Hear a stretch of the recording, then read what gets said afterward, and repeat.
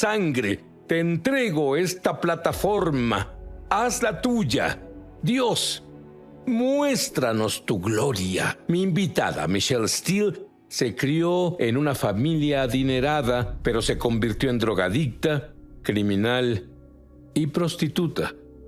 Intentó suicidarse 2 veces. Murió, fue al infierno, regresó y aún bajo la influencia de las drogas, fue a la iglesia.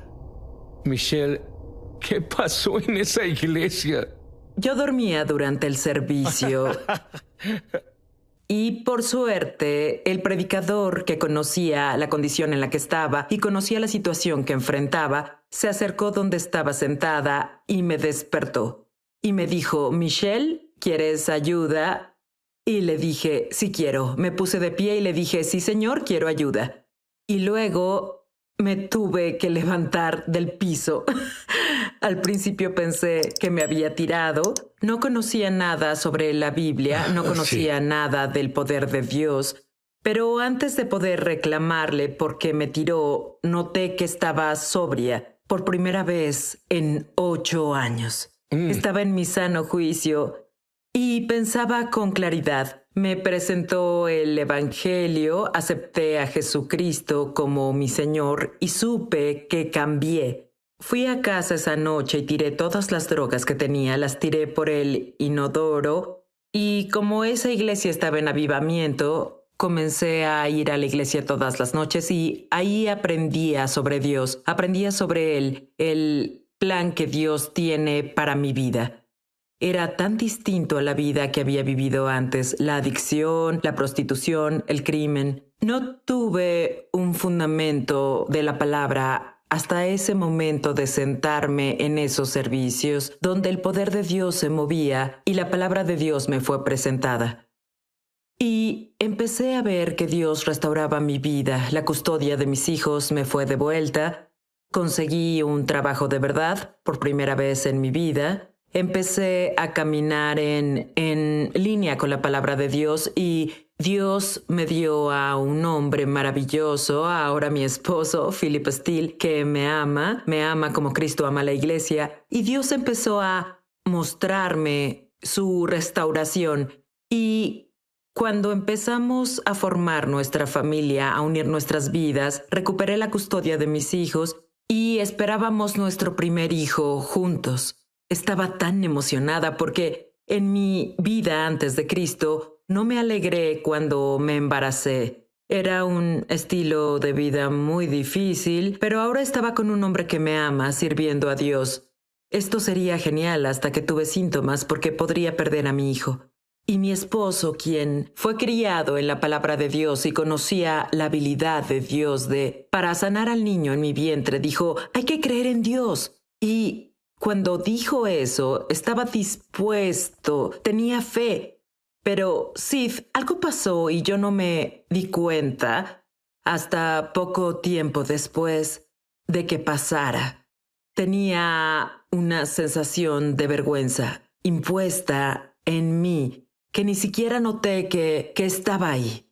¿La habías reprimido? La reprimía. Estaba bajo tú sabes, bajo el radar. No era algo que pudiera señalar. Yo sabía que la sangre de Jesús tenía, en el momento de recibirlo como Señor y Salvador, me limpió de la maldad y lo borró de mi récord y expulsó la culpa de lo que había hecho. Yo creí eso, pero tuve vergüenza por la vida que viví antes de Cristo. Y esa vergüenza comenzó a decirme, esto pasa debido a todos los pecados que cometiste antes. Esto te pasa porque abortaste a tu bebé antes de ser salva. Y toda esa vergüenza estaba en el lugar de la rectitud en la que debía operar en ese momento. Debía poder llegar al pacto que hice con Dios y recibir ayuda en mi momento de necesidad. Sin embargo, acepté lo que me dijo la vergüenza y al final perdimos a ese bebé. Y fue una situación muy difícil para alguien que comenzaba a caminar con el Señor. Y hubo personas acercándose a mí y decían, pues no sabemos por qué Dios hace algunas cosas como esta y no sabemos. Dios necesitaba otro ángel en su coro. Y ninguna de esas No. cosas me brindó la paz. En ese Porque momento... no eran verdad. Sí, no fue la bondad de Dios.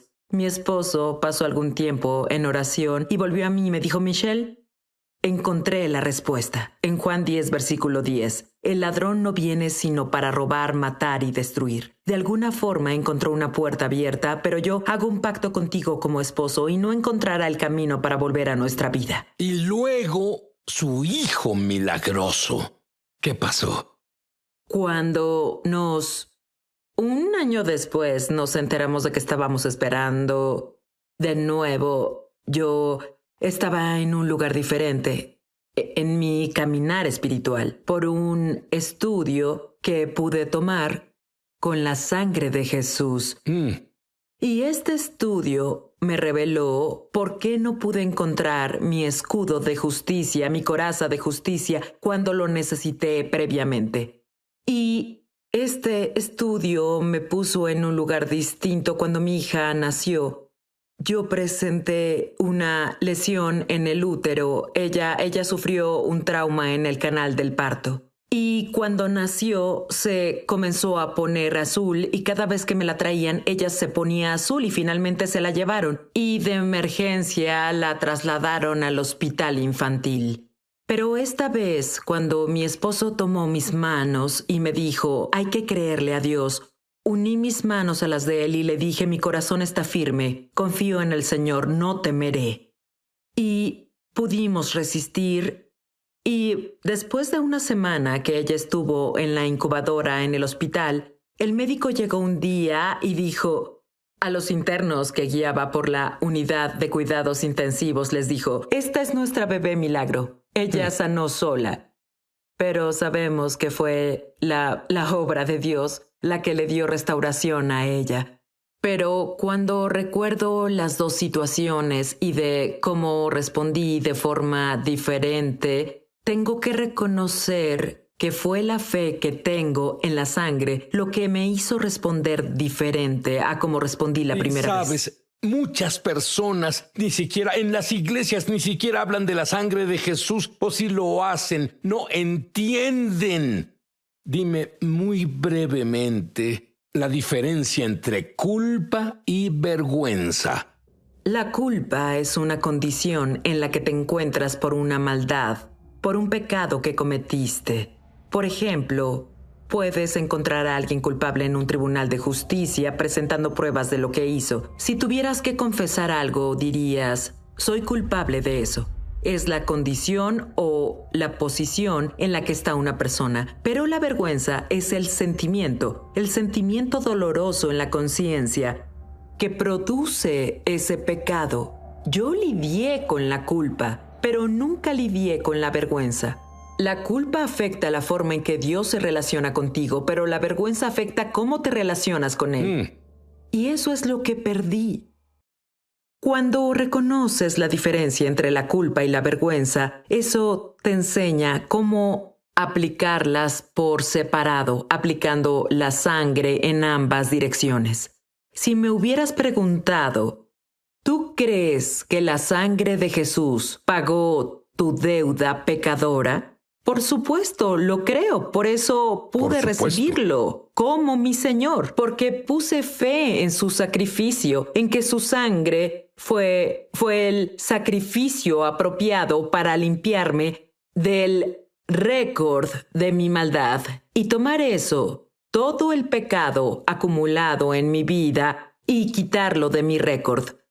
Pero como no entendía que la vergüenza no debía seguir operando en mi vida, nunca apliqué la sangre y ni siquiera sabía que podía. En realidad, solo interactué con la sangre esa vez en mi vida cristiana, hasta que comencé a leer y encontré una escritura en el libro de Hebreos 9, y dice, si la sangre de los toros y de las cabras santifican para la purificación de la carne bajo el antiguo pacto, ¿cuánto más la sangre de Cristo limpiará nuestras conciencias para que sirvas a Dios? Y comencé a decir verbalmente con mi boca, creo que la sangre de Jesús, aplico la sangre con fe a esa área de mi vida. Cada vez que la vergüenza intentaba surgir, debía detenerme y lidiar con ella y aplicar la sangre y liberar mi fe en la sangre para limpiarme de esa vergüenza. ¿Nos guiarías en una oración que repetiremos después de ti justo ahora? Por supuesto, por supuesto. Di esto conmigo. Creo que la sangre de Jesús Creo que la sangre de Jesús es sobrenatural en su poder. es sobrenatural en su poder. La sangre de Jesús La sangre de Jesús me limpia me limpia en cada área, en cada área, incluyendo mi conciencia, incluyendo mi conciencia, liberándome liberándome de la vergüenza, de la vergüenza, de la condena, de la condena, y cada onza de sentimiento cada onza de sentimiento que me separa de Dios. que me separa de Dios. Creo Creo que la sangre de Jesús que la sangre de Jesús me ha purificado. me ha purificado. La sangre es sobrenatural porque Jesús, su sangre era diferente a la sangre de todo hombre caminando en la tierra. La sangre de Jesús no tenía conexión con el ADN de Adán. El libro de Hechos, capítulo 20, dice, la cual él ganó por su propia sangre. Dice que a través de su propia sangre, la iglesia del Señor, la cual él ganó por su propia sangre, la sangre de Jesús era sobrenatural porque Jesús es la palabra hecha carne. Jesús nació legalmente en la tierra del vientre de una mujer, pero sin conexión con Adán, por lo que su sangre estaba sin pecado al inicio. Y entonces Jesús caminó en la tierra y nunca pecó. Y como nunca pecó, esa sangre era el sacrificio preciso y el sacrificio redentor, la única entrada que tenemos a la presencia de Dios es por la sangre. Incluso en el Antiguo Testamento dice que incluso el sumo sacerdote no podía entrar sin la sangre. Desde el principio Dios ha brindado la sangre como un medio por el cual en el Antiguo Testamento para cubrir, pero en el Nuevo Testamento la sangre de Jesús es una entrada para nosotros. Y porque dice en Hebreos 9, purifica nuestra conciencia, y luego dice, acerquémonos con corazón sincero en plena certidumbre de fe, purificados los corazones de mala conciencia. Y debido a que cuando en realidad comienzas a construir la fe en la sangre, la evidencia está en cómo entras en la presencia de Dios. No retrocederás, no entrarás con tantas excusas o fracasos, sentimientos. Seguro sí pecamos, confesemos nuestros pecados, pero Él quiere que vayamos por la sangre. Quiere que vayamos confiados. Dice que entramos con audacia. Esa audacia es por la sangre, dice en Hebreos capítulo 10. Bueno, Michelle tuvo una visión abierta. Eso significa, supongo, que estás despierto Sí. y ves qué pasa casi como en una pantalla de televisión. Dime qué pasó. Yo fui a orar en un servicio y el poder de Dios cayó sobre mí cuando el ministro oró por mí. Y comencé a ver en el espíritu, yo estaba ahí en esa visión. Y había una multitud de personas. Yo estaba en un pequeño pedestal sobre de ellos. Apenas sobresalía en un punto donde podían verme, pero llevaba prendas raídas. Y a mí no me avergonzaban las prendas raídas. De hecho, yo quería que supieran de mis prendas raídas y había inquietud. Podía en esa multitud de personas, se sentía la inquietud y la insatisfacción y la frustración en su vida. Pero empecé a levantar la voz y a explicar, prenda por prenda, por qué esta prenda estaba raída y qué pasó y provocó estas prendas raídas. Y en el momento en que tuve su atención, les señalé a Jesús. Estaba arriba en un pedestal alto, en gloria, en esta luz brillante. Cuando salí de esa visión, supe que esas prendas raídas eran las partes de mi testimonio. de las cosas de las que Dios me liberó, la prostitución, las experiencias cercanas a la muerte, y que todo lo que Dios hace por mí es por ayudar y guiar a la gente